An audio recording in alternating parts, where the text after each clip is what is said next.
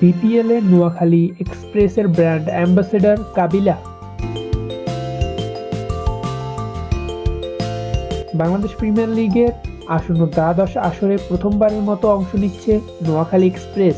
জনপ্রিয় অভিনেতা জিয়াউল হক পলাশকে brand ambassador হিসেবে নিয়োগ দিয়েছে ফ্র্যাঞ্চাইজিটি। সামাজিক যোগাযোগ মাধ্যম ফেসবুকে এক পোস্টে বিষয়টি নিশ্চিত করেছে নোয়াখালী এক্সপ্রেস।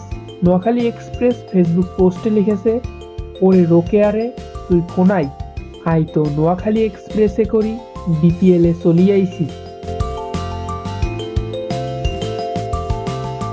ধারাবাহিক নাটক ব্যাচেলর পয়েন্টের কাবিলা চরিত্রে অভিনয় করে বেশ জনপ্রিয়তা পান পলাশ।